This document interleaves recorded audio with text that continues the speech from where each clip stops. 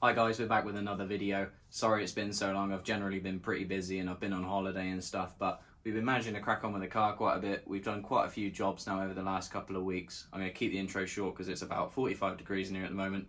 Let me show you what we've been doing. So yeah, you might remember from the last episode, guys, that we had a hard line that ran through the bulkhead from this line here to the heater matrix.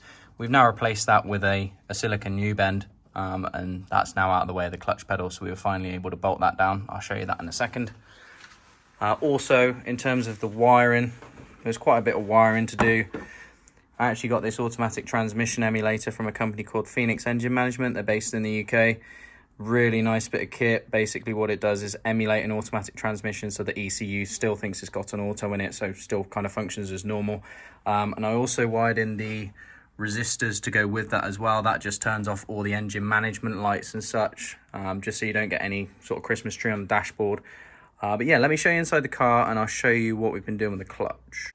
Guys, just before we jump inside, I just wanted to show you something else to do with the wiring. So this large, you'll have 3 plugs I think left over from the gearbox loom. I've actually buried them all down here. They're all taped up and everything now, so they're all hidden out of the way. I didn't want to chop them out just because, knowing my luck, I'd chop something out and it wouldn't work. But this plug here, this black plug, in order for the car to start, you have to jump these 2 pins. So it's the 2 larger ones at the back. They have to be jumped, otherwise the car will not start. So if the car isn't starting for any reason, this might be why. Make sure you have these 2 pins jumped.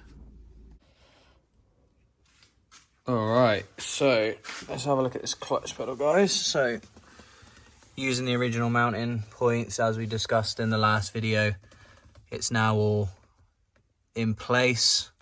Sits in a pretty good location. It is a little bit forward from the rest of the pedals, not by much, but enough to be noticeable. But to be honest, I don't think that's going to affect the use of it at all. Try and show you a shot of that hose that we fed through. So there's that hose coming through from the bulkhead. That just disappears up there out the way of the clutch, so nothing fouls on that anymore, which is perfect. Rest of the interior, in terms of the gear selector, that's now bolted down. So yeah, that's all good. Obviously we're gonna weld up this plate, just tack it on all around here once we're definitely happy with the position, once I've actually driven the car. And then we've got this, in terms of the handbrake, I'm not 100% sure what I want to do yet, but something like this, I guess.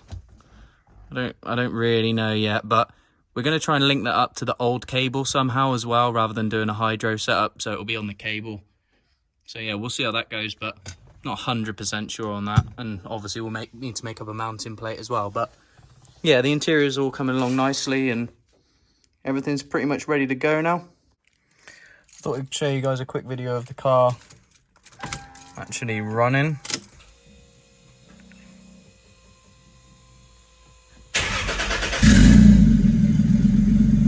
So yeah, fires up absolutely fine as long as you have that starter switch bridged. Obviously there's no engine management lights or anything on either because we did the proper job with the resistors and everything. In terms of clutch pedal feel, the biting point is about there.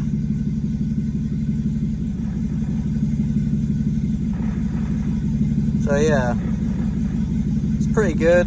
It's quite low, but yeah, as you can see, that turns the wheels. So yeah, overall, it's nearly done.